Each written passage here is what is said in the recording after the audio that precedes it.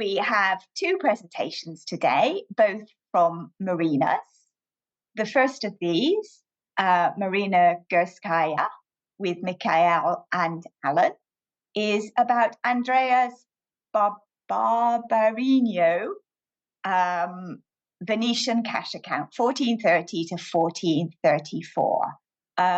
So without further ado, I will hand you over to Marina and she can get started on her presentation. I will stop sharing and I will hand you over to Marina. Hi everyone, I'm very glad to be here today and I'm very happy to see all our colleagues and friends. Today we are going to present the result of our study of the ledgers of the Venetian merchants Andrea Barbariga carried out using digital technology. Our study was initially motivated by a desire to see if the new digital research methodology we had developed in examining the business record of an early 15th century Venetian merchant could provide insight and answer for an accounting audience that previous analog study, mostly conducted by non-accountant, could not. We all know that it was in Italy that the double entry method used today originated.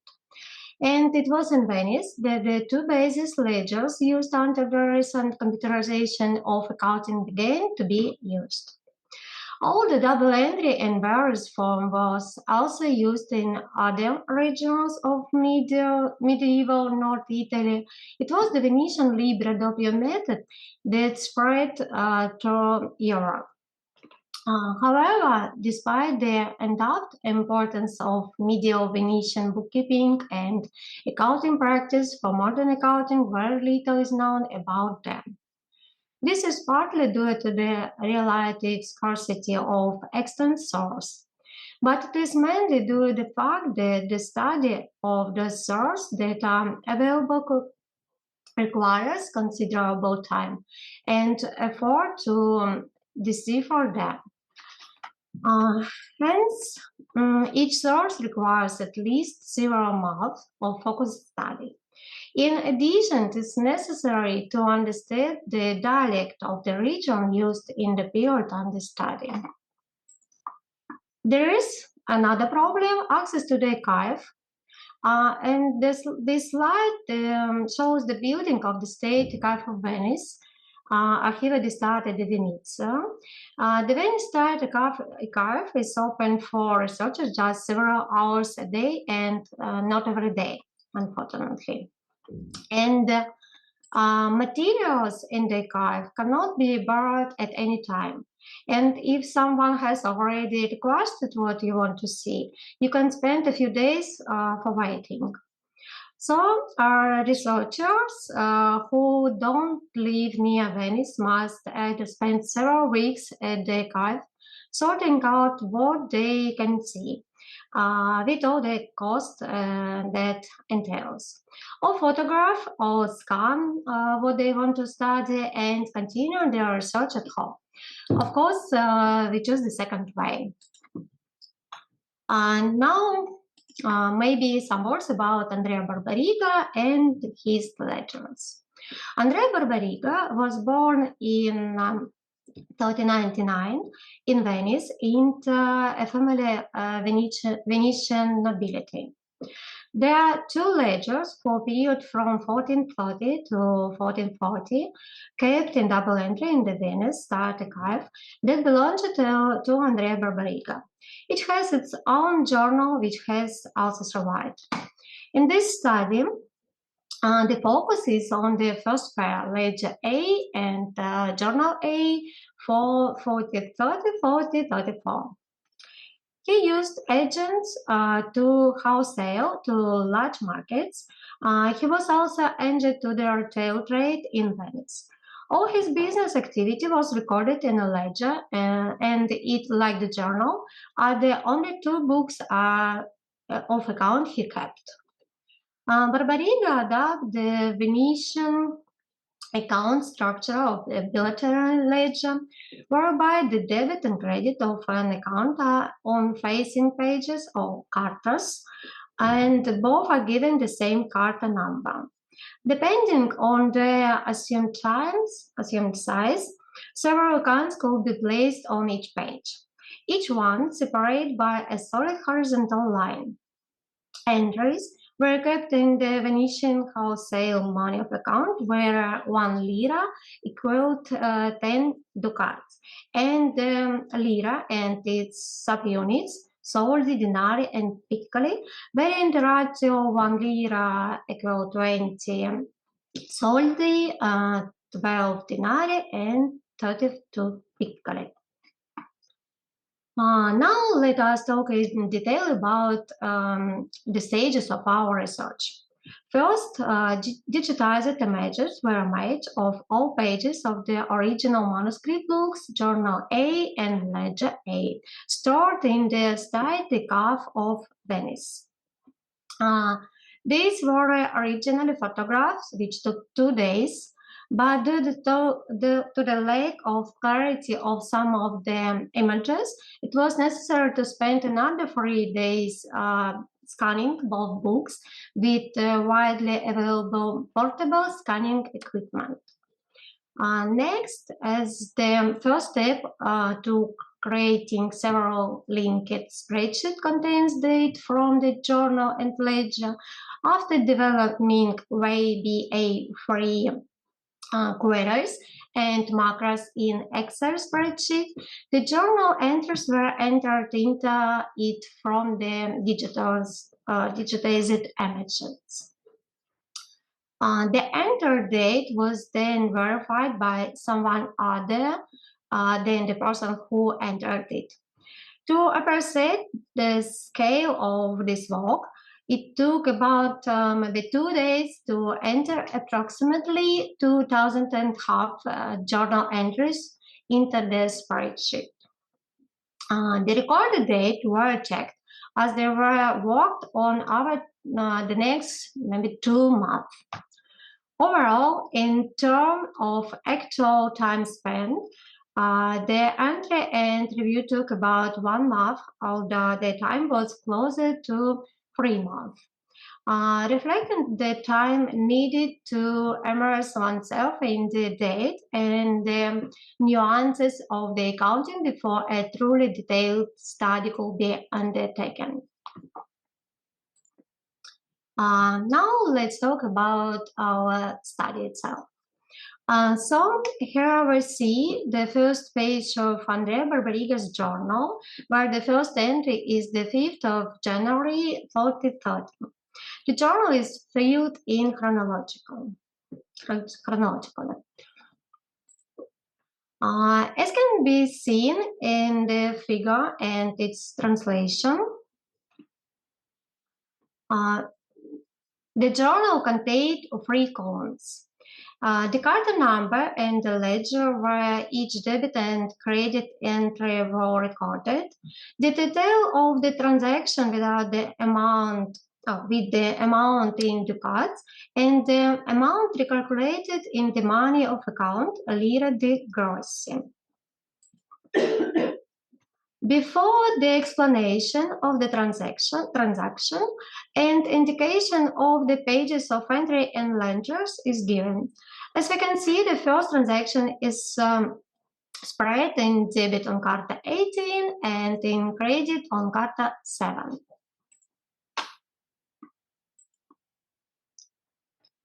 This is confirmed by the entries made in the ledger on the pages indicated. The sum of 8 soldi, 3 denari, and 16 piccoli is reflected in the debit of the first account on Carta 18 and in the credit of the second account on the Carta 7. Table on the slide presents our digitized version of this carta. By forming the base for our program, we started by transferring the journal date in the order in which the information was found in the original journal. Consequently, we filled in dates sums, content of transaction in the journal, indicated cartas and account number on the carta in ledgers, as Barbariga did. Automatically generation information on ledger accounts. Thus, our version of the journal looked like this. The first column, operation, briefly describes the content of each entry, the account names, and actually its nature, without going into the full details of what is in the analog original version. Entry indicates where each entry lies in the page. Where an entry involved a book transfer between the two personal accounts in the ledger, a zero was recorded in columns debit 1 and credit 1. Otherwise, these columns duplicate what is in columns labeled debit and credit. Verification of the account location on the carta have been added. For example, the first journal entry in the table shows that the cash account is the first account in ledger, card 18, and the Francisco Balbi and Brothers account is the second account in Carta 7, represented in the table as 18/1 and 7/2. In addition, to make it easy to find an individual journal entry for an account in the ledger, to separate position posts, fields were created in the computer digital journal, one for debit and one for credit. This indicated the sequence of each entry in the individual ledger account, personal ledger account. The computer generation cash account contains columns for similar fields to this in our digitized journal. This table shows the first 17 entries from the journal in the cash account on Carta 18 of the ledger. In addition, two columns were created, debit 1 and credit 1. They were used later to indicate where in the ledger the entries were actually made if that different from what was indicated in the journal. After creating the computer generation cash account from the digitized journal, the opening balance recorded and the account was inserted. As shown in the table, this enables a running total balance to be calculated. Once the digital journal entries were completed, we compared the computer generation cash account with the analog cash account. What we found? Errors in entries, correcting entries, ledgers, entries that were not taken from the journal.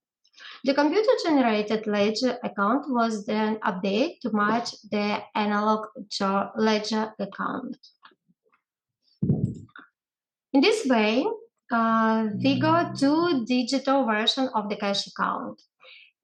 Digitized replica dates of entries match the analog dates, and the adjusted version dates match the transaction date recorded in the journal. Now let's talk about the cash account itself and anomalies that our research has identified. The cash account was opened on Carta 18.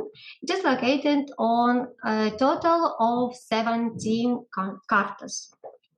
The running balance generated by our program confirmed the continuous presence of a debit balance on each of the first 8 cartas of the cash account.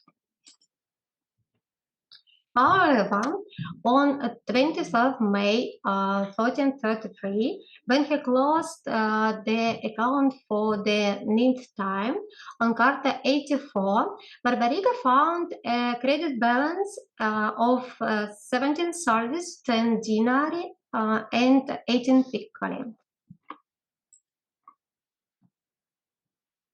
To the left of the balance, Barbariga drew a very large asterisk.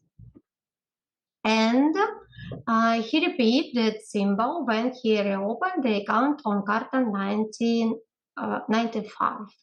Despite knowing that the balance was wrong, it is not indicated that he attempted to discover the case of his error until he checked the entry ledger almost 2 years late. As shown on this slide, the next 3 times he balanced the account, it had a credit balance.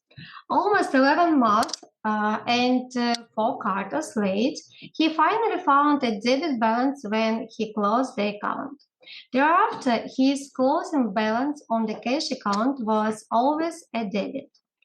Barbariga clearly neither relied on the account to tell him how much cash he had, nor attempt to reconcile his cash held to the record in his ledger when he calculated the balance on the account. For him, the cash account may have served the primary purpose of maintaining consistent double entry in recording all transactions. Yet, that does not explain why he did not apparently attempt to discover the reason for the negative balance. And there was yet more than a facet appeared. Barbariga was seeing final balance, not continuous balance. So, 2 digitized versions of the cash account were prepared.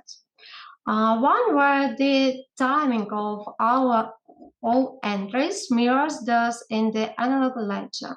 It is a digitized replica. The other included all correction and adjustment. Barbariga entered them in the ledger when he discovered them, which was mainly during the 3 days he spent closing the ledger after 50 months of trading. In contrast, we entered them in our version when the transaction to which they related occurred. In doing so, we assumed that the sequence to the entries in the journal reflected the timing of each transaction relative to the others. We also assumed that when a large amount of cash was received on the same days as payments were made, the receipt occurred first. Subject to these 2 assumptions, this version tells us how much cash Barbariga should have had when each transaction was originally recorded. Using this adjustment running balance version of the cash account, we revisited the credit balance identified by Barbariga and discovered that they began 11 days earlier than he realized. Until April 2034, the just-in-time balance on the cash account had been for 340 days. During this time, 202 transactions had occurred involving cash, 151 of which were payments. The largest credit balance was more than 35 liras. There is no indication that Barbariga was aware he had been overspending his cash during this 407 weeks. He must have had cash when each of the 151 payments were made, which indicates that he had at least 35 liras more in cash than had been recorded in his cash account. We utilized the graphical generation in Excel to see if a visual representation of the account might reveal more. The first was recorded. As can be seen in figure, there were 2 other periods when Barbariga's cash account had an ongoing credit balance. The first of record The first of recorded and a single Carta of the ledger, Carta 51. The Carta opened on 23rd January 1431, and the running balance continued in debit for 51 days. Then, in March 1432, 14 months before Barbariga first identified a credit balance on the account, the balance became a credit of more than 2 liras. Thereafter, for 47 days, with the exception of 1 day toward the end, the balance was consistently a credit. Only reverting to continuous debit following two receipts totaling 53 lira in April. The account on Carta 51 was closed the next day, and a debit balance was recorded. As a result, Barbariga was unaware that he had had a credit balance on his cash account for almost 7 weeks. He was also unaware that the closing balance he had calculated was overstated by almost 4 lira. During the time, there were 57 cash transactions and 37 of them payments. The third period of the extended current credit balance lasted simply longer than the first. 52 days from August to October 2034. During this period, 40 transactions involved cash, 24 of them payments.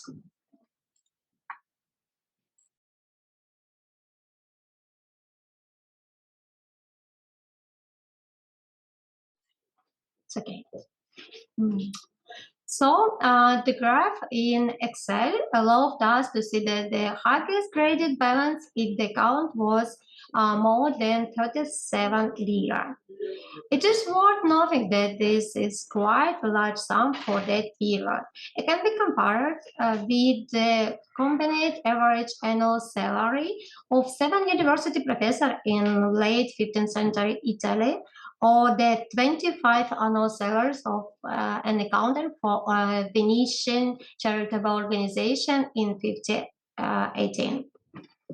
Let's look at the possible case of what happened. The date used in this study not only provides an indication of cash flows, but also provides information on the volume and value of transaction. The preceding graph shows that the cash balance could vary significantly over a very short period. And over the 3 periods of the credit balance, the number of transactions and the amount of each transaction varied. Primarily due to a change in the focus of the business or the way transactions were settled. Our analysis of this characteristic was supplemented by a digitalized version of the bank accounts that were prepared after finding clear difference between the 3 periods. The average number of daily bank transactions was the same, except in the third period when it was significantly higher. As a result, our initial assumption that the credit balance on the cash account is somehow linking to the movement on the account with the bank has not found confirmation. Another issue that interesting us in this study concerned the journal. Period 2 covers the 2-month period when Barbariga stopped using the journal from the end of December 1333. As shown on the left side of the figure, this page in the journal is clearly labeled as discontinued. These analyses included the cessation of journal use for 2 months, confirms our first impression for period 2 when we constructed our cash account schedule. It appears that business winding growth was occurring during this period.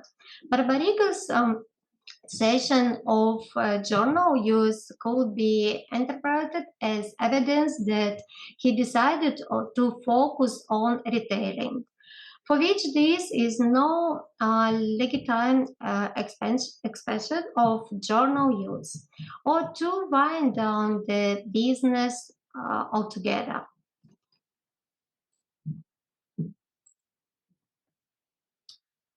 We can assume that he lost his enthusiasm for wholesale trading around the time he discovered at the end of May 2023 that the cash account had a credit balance.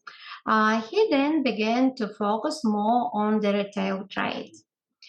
And at the end of December 2023, decided that he would switch to retail trading for good and stopped using his journal. But over the next 2 months, he changed his mind and began to slowly rebuild his cash position. Then in August in 1434, he decided to put all these efforts into resuming wholesale trade, which led to an explosive increase in the average amount of cash at bank transaction in the third period. Whether his conclusion is corroborated by the rest of Barbarigo ledger centers is a task for future research. It remains to consider closing the ledger until it is completely filled. Barbariga is the only 15th century Venetian wholesaler known to have closed his ledger before it was completed. In doing so, it was immediately reopened. We are given two suggestions based on the research we have done as to why this happened.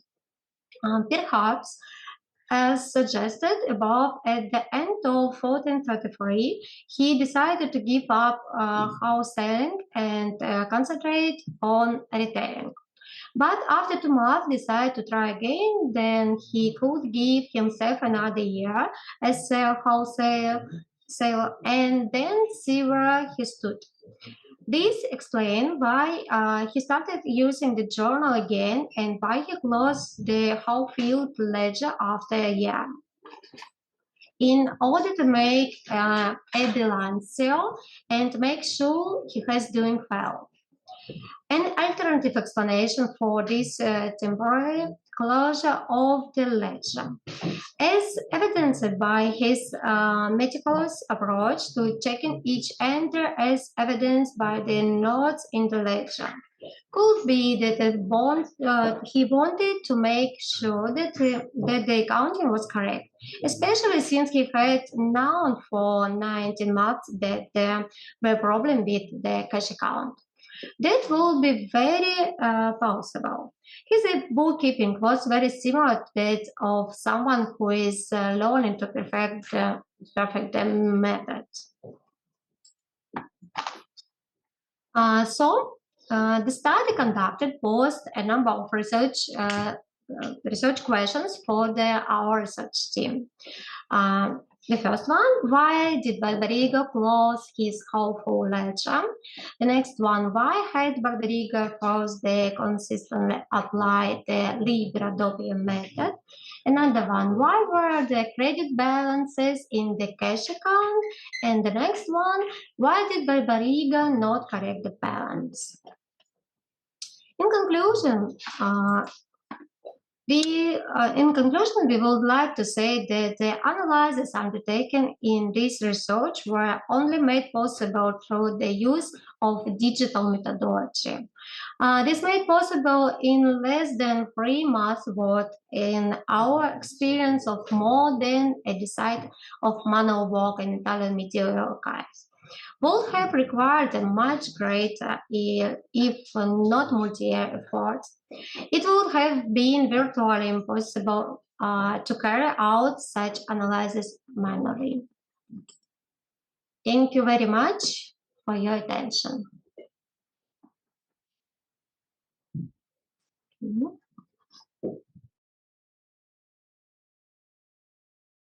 Thank you ever so much, Marina. Do we have any questions? Does anybody have any questions? Richard? Well, I mean, I don't know. I mean, the question is, the whole thing is a question. It's a complete mystery, isn't it?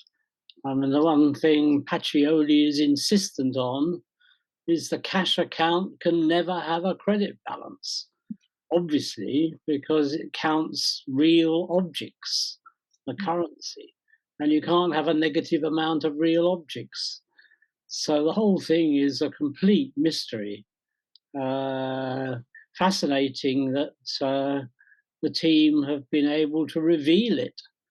Though I think from what Maria said, Barbarigo himself knew there was something wrong with his cash balance being in credit.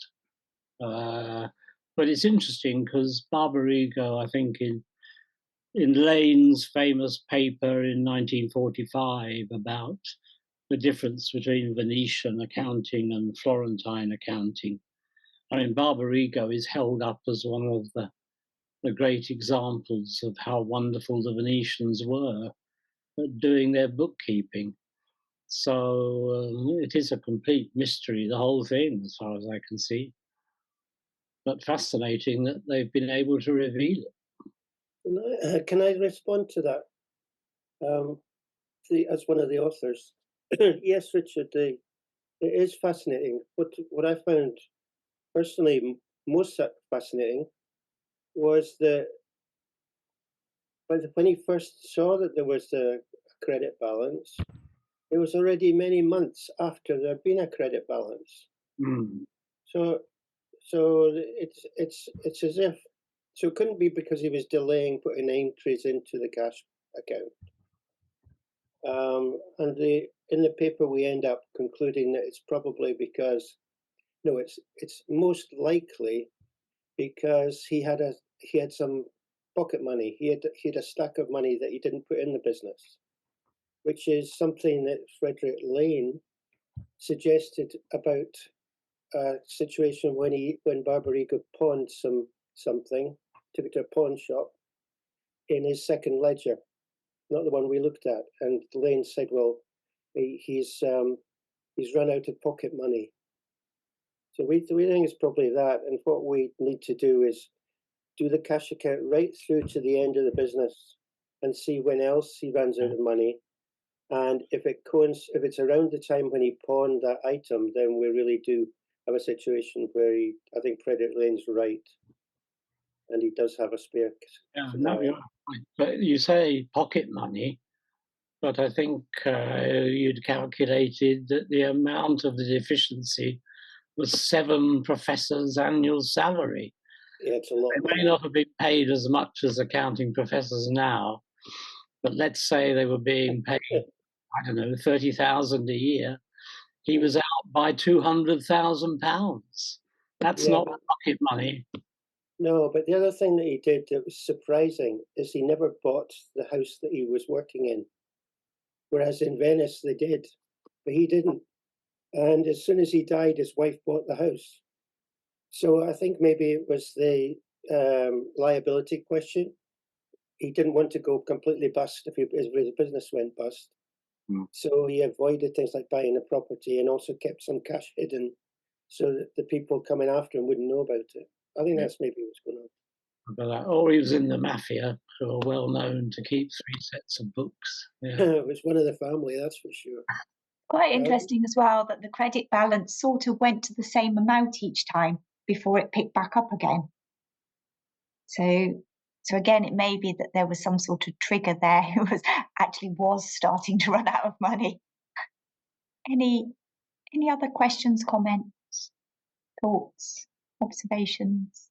I can just say nothing like as impressive as what the team has done, but certainly in the recent work we've been doing on Chinese accounts, it does help to put everything into a spreadsheet, because then you can check that adds up, and you find it doesn't. I mean, we know that people are very bad at bookkeeping. There's a nice paper by Basil Yami in the Festschrift for Will Baxter on errors in accounts and people's desperate attempts to try and find the error, and they finally give up and say, "Oh, bugger it," write off the difference.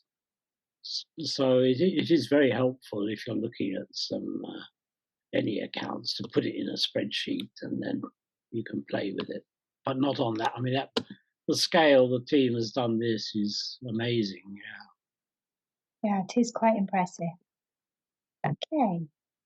Any other thoughts? Great. Can I pass you over to Alistair, who's now back online? Hello, morning everyone, and I do apologise for that. It's the first time I've used this at home for a long time, and it just everything's fallen apart this morning. So thanks very much, Karen, for standing in. A very big thank you to Marina, Mikhail, and Alan for your paper. Thank you very much for sharing your very interesting thoughts and your hard research with us.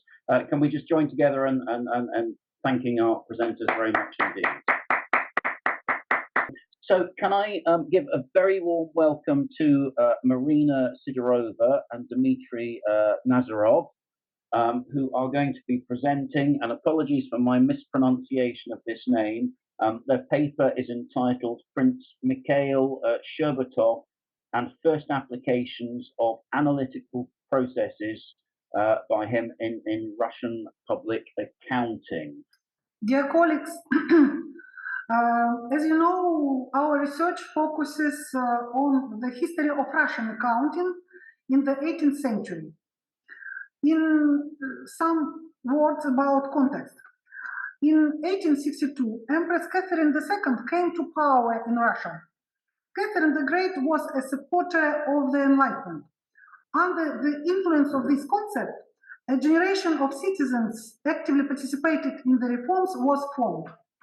Supporters of the Enlightenment were famous Russian statesmen Vitskoy, Dashkova, Sherbatov, Yelagin, professors of Moscow University, Desnitsky, Anichkov, writers Krylov, Panvizin, Radishev. The works and public speeches of these people made projects of improving political and economic life in Russia widely known. Therefore, we can rightfully call them influencers. Today, we would like to talk about one of the representatives of this generation, Prince Mikhail Mikhailovich Sherbatov.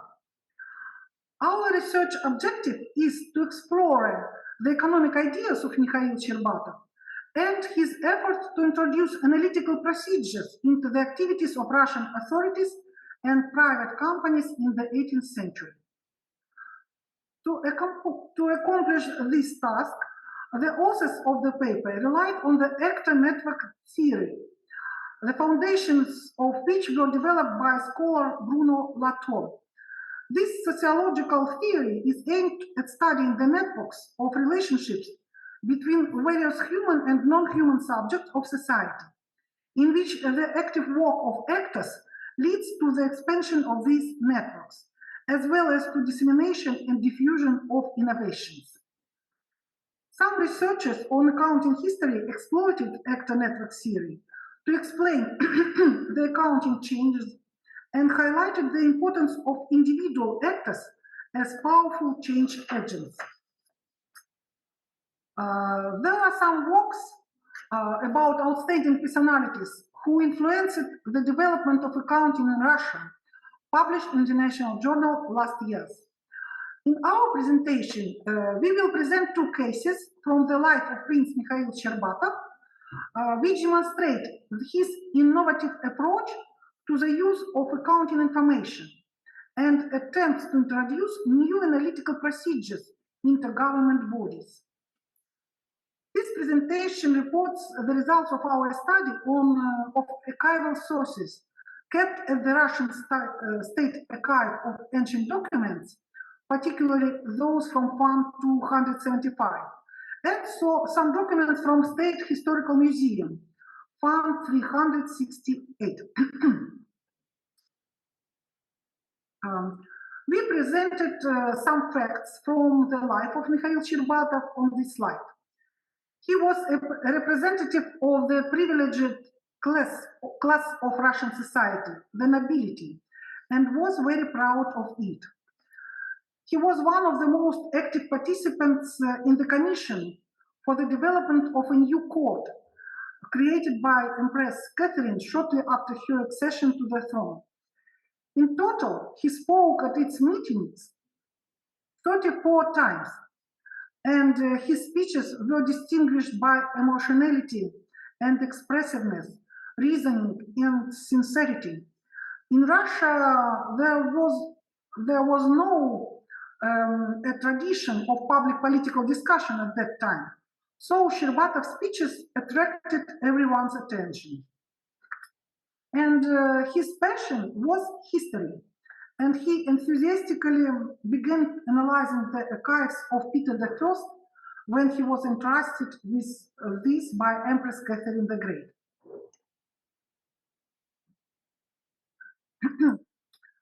Mikhail Shcherbatov was known to his contemporaries as the author of multi-volume work, History of Russia from Ancient Times. Unfortunately, many of his works were not published during his lifetime. Also, they were written on very relevant social topics. You can see some of their titles on the slide. For example, in his utopian novel, Journey to the Land of Ophir, state is ruled by a sovereign whose power is limited to the nobility. The remaining classes do not have access to higher power. Shcherbatov did not want each citizen to take part in government or to have personal freedom. Responsibility, duty, and service to the homeland are the main values for a person.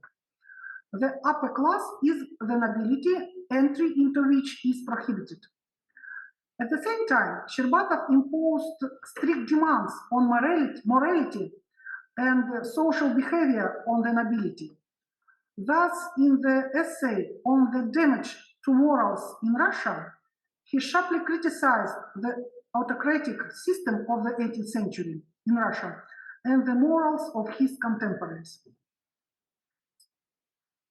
After Shcherbatov's death, Empress Catherine bought his archive. Some documents were later discovered in the possession of the heirs. Each publication of Shcherbatov's work caused heated discussions among the Russian thinkers in both the 19th and 20th century. Researchers of the pre-revolutionary era studied mainly the historical works of Shcherbatov. In Soviet times, Shcherbatov was contrasted with progressive and revolutionary writer Alexander Radищий, and therefore called a reactionary and conservative. We believe that Shcherbatov's contribution to the development of political and economic thought is underestimated. So we rediscover him as an adherent of enlightenment, rationalist, highly moral citizen, and original researcher. The first case that we want to tell you about is related to Shcherbatov's service in the expedition of state-owned distilleries. He was appointed a member of this expedition in 1778. Current production accounting was organized in receipt and expenditure books for money, bread, and wine at all plants since 1768. You can see some examples of monthly reports submitted to the expedition from each group of plants. Prince Shcherbatov tried to evaluate the profitability of the plants entrusted to him.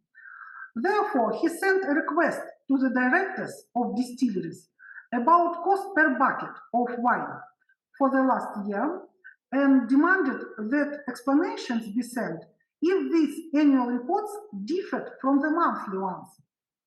Shcherbatov also asked the directors for information on current price for rye and oats in their regions, and a forecast for the 1779 harvest.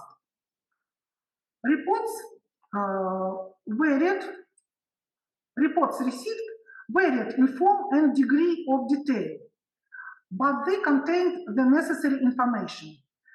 As a result of analyzing reports received from the plants, Shcherbakov found and transferred 300,000 rubles into the treasury. Based on plan reports, Shcherbakov prepared a calculation for Empress Catherine with a comparative analysis of income and expenses for each state-owned plant. And he prepared 3 attached statements. He suggested to reduce wine producing at the Temnikov plants to 50,000 buckets because the cost of production here turned out to be much higher than at other plants. The Empress asked to clarify what income can be expected from the expedition of state distilleries annually. Having carried out the appropriate calculations, Prince Shcherbakov replied that the expedition could make a profit of 50,000 rubles annually. The archives also preserved other letters from Prince Shcherbakov with costing calculations and analysis of the profitability of plants. The main method he used was comparing, and I want to say his to cite Mikhail Shcherbakov. He wrote, for example, whoever knows Kazan and Moscow can bring more benefit to society than someone who knows only one of these cities and has no idea about another. So he compared, analyzed, and prepared information for decision making. And for example, this is a decision about Temnikov plants. The second case is related with private property. From 1883 to 1885, Prince Shcherbakov had to apply his experience in calculating production costs and analyzing profitability when he participated in the commission for the division of property after the death of merchants Ivan Tverdyshev and Ivan Myasnikov, who were the most successful among the Ural iron works owners in the second half of the 18th century. They were owners of 10 iron works in the Urals. And after their death, daughters of Ivan Myasnikov, 4 daughters of Ivan Myasnikov, divided this property. And it wasn't a simple task. So they wrote to Catherine the Great, and commission was created, special commission was created, and Prince Shcherbakov was a member of this commission. He studied accounting books of iron works in detail and compared profitability of plants for a more equitable division of property. This case requires additional searches for documents, since so far we have found only indirect evidence of this idea. So, to conclude, we analyzed correspondence of Mikhail Shcherbakov with Empress Catherine the Great, and our conclusions are on the slide now. So we classify him as an accounting influencer because his extensive writings on economical topics and numerous public speeches on issues of improving the state financial control and accountability allow him to be classified as an accounting influencer. And some words about his personal traits, personal features. he was honesty, modesty, active citizenship, and highly moral behavior in private life. Some of his contemporaries called him as a wet blanket, but he tried to be committed to the principles of the Enlightenment, rationalism, justice, equality, not only in his ideas, in his words, but also in his government activities. Every time he was a very responsible person when he investigated historical materials or actually did something as an official. He was a high morality person. Yes, and that's all. Thank you for your attention.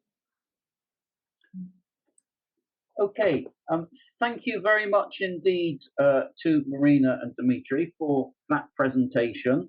I think you've given us a really good flavour that the prince was what might have been called at one stage a Renaissance man, lots of different interests in different areas, and definitely what we might call a son or a child or a product or an exponent of the Enlightenment.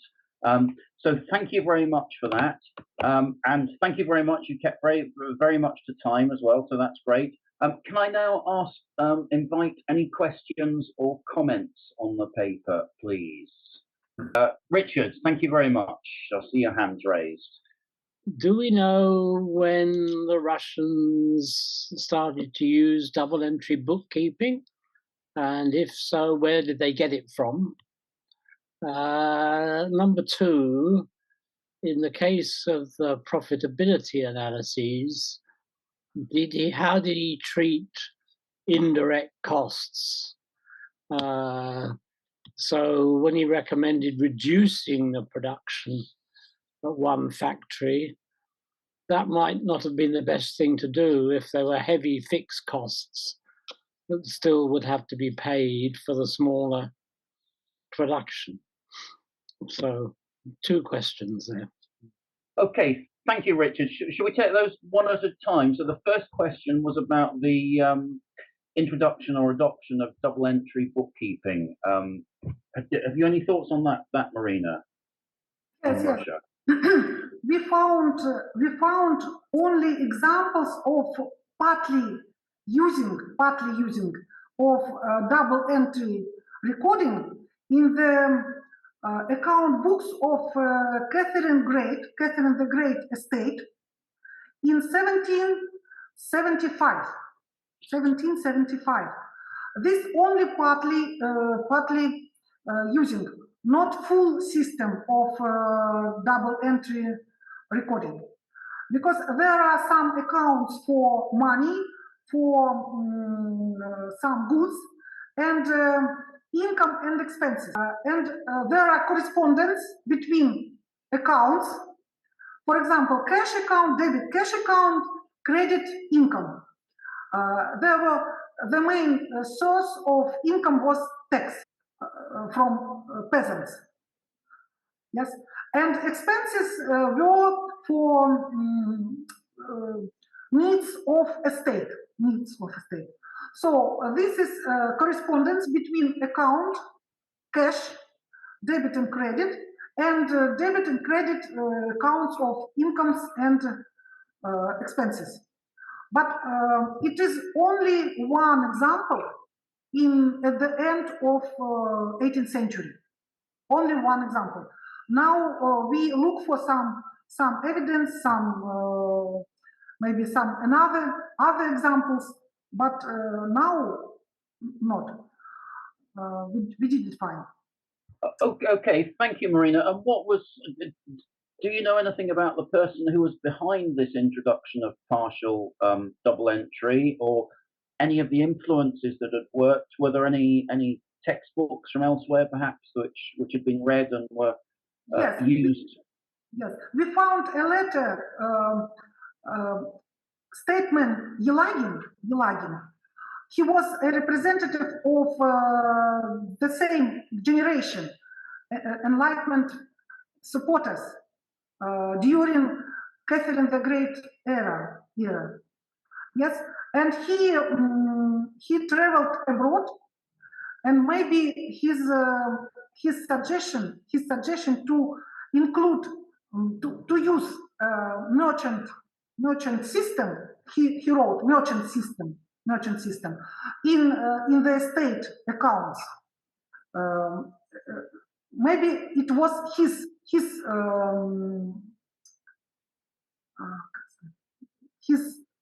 step, his suggestion, because it is a letter from him to Empress Catherine. And after that, in 1775, we found these books. Okay, thank you, Marina. Richard, is there anything you'd like to come back on that the first of your two questions, and then we'll move on to profitability. Okay, thank you. Very helpful, Marina. And the second question, and I should probably paraphrase you incorrectly, Richard, so do correct me. I think it was on slide 15 when the Prince had evaluated the profitability of different plants and had concluded that the costs were much higher at the, now was it the Temnikov plant? I may have written that down incorrectly. And I think Richard's question was, in general, it'd be quite interesting to know why the costs were considered to be higher. But I think specifically, Richard, you were interested in the fixed costs and indirect costs. Have I got that right? Right. Yeah, okay. Does that make sense, Marina? Yes. They calculated full production cost, of course. And production was very simple. And there is only one product. Only one item, wine, in buckets. So they calculate full production for the period of time. They summarized all expenses and divided by volume of buckets. So this is cost per bucket of wine. And it is higher because, for example, there was higher prices for raw materials. Raw materials as rye and oats, and firewood, of course. So this is only full calculation of production cost without spreading, without distribution. But we found another example of calculation production cost in Bergkoling. It's iron works.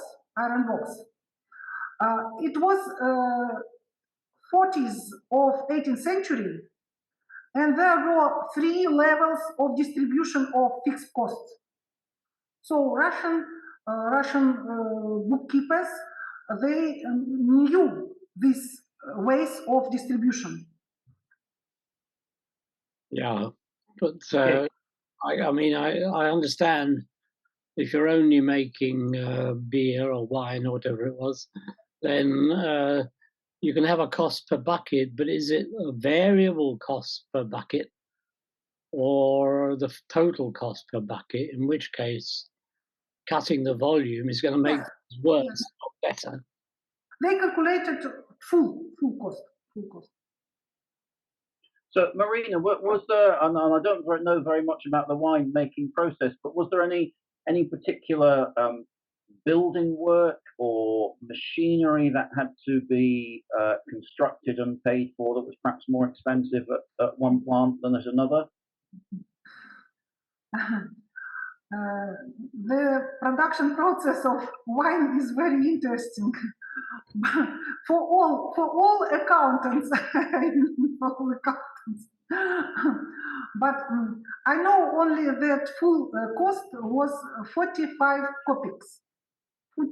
Very small, because labor of peasants, of serfs, was free, was zero. Yes. So only raw materials and time. And were It was very simple process, not with equipment, cheap or expensive equipment, not expensive equipment. Yeah. Were the plants very far apart from each other? Because you said the some of the costs were much higher. I think some of the raw material costs, and I just wondered whether there were additional, perhaps, transport costs for one of the factories. They were different on geographical position, and there are different prices for harvest, for rye and oats, yes, for bread, and different possibilities for firewood, because if you have forest very close to your plant, you have firewood. Mm-hmm. Yeah. Okay. Thank you very much, Marina. Richard, is there anything else you'd like to ask on that or comment on? Very interesting. Yeah, thank you. Yeah. Okay. Thank you very much, Richard. Any further questions or comments at all? Please just raise your hand, and you should come to the front of my screen. But I will just check.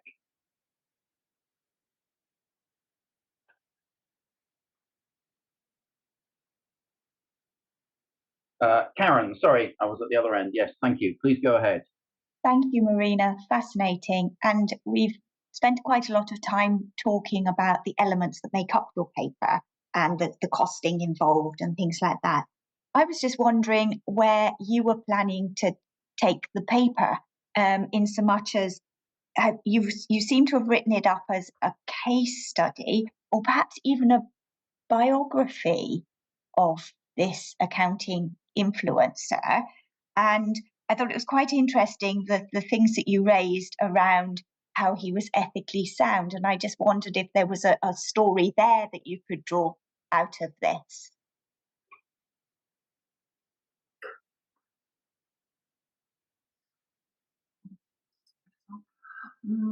He was a member of many commissions. Prince Shcherbatov was very active, enthusiastic man, and he was a member of many commissions.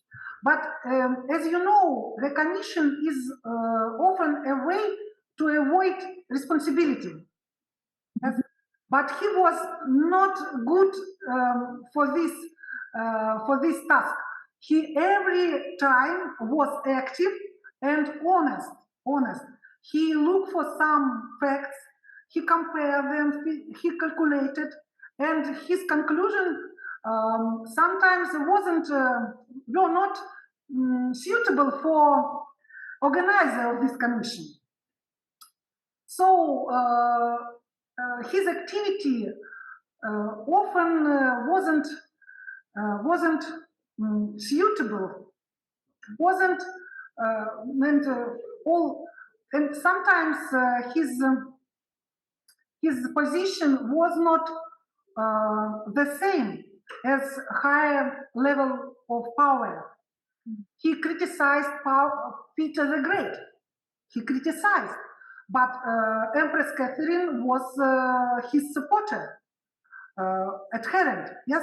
But Shcherbatov criticized Peter the Great.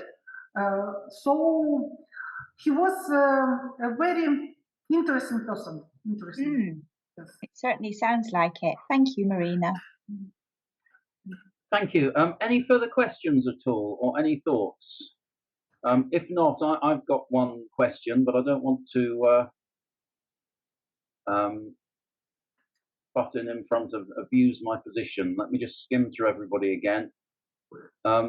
Yeah, my question, Marina, it was just about the sort of personal accounts that the prince may have kept. So to record how he collected his own money, how he expended it. I don't know whether he owned estates, but whether you could look at his own, if he does have any personal account books or his household any account books, whether you could look at those and they might support the view that he was very ethical in what he did, or you might find some contrasting information. Is that something you've been able to look at all, to do such things exist? You are right. So you are right. But we have no his account books, but only correspondence with his son, with his daughter, and there are much information about his personal behavior, private in his private estate. Yes, he was owner of 300 peasants. 300 peasants. Yes, and he was uh, he was uh,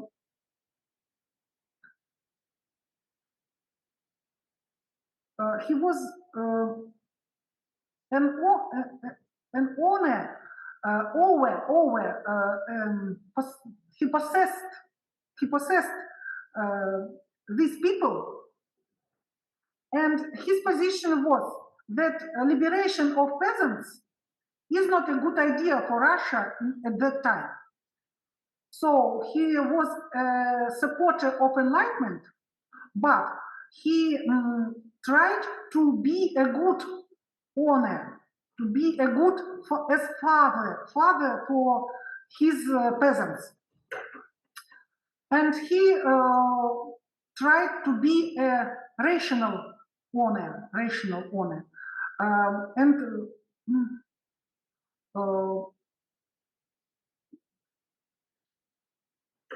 we are studying this correspondence to support our position of his rational procedures, analytical procedures in official activity. Yes.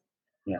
Okay, thank you very much, Marina. You certainly give the impression there's a huge amount more work, more material that you can look at, and a huge amount more of analysis. Are there any further questions at all from anybody? Well, can I just say a very big thank you to you, Marina, and to Dimitri as well for sharing your research. That's been absolutely fascinating. It's raised, I think, lots of questions and identified. You know, there are obviously so many areas that you can research into in the future on that as well. So can we just say a very big thank you to Marina and Dimitri for sharing their research with us today. Okay, that's great. Thank you. This is the end of our series of seminars for this winter online. Thank you all very, very much for attending, and thank you to all our excellent presenters.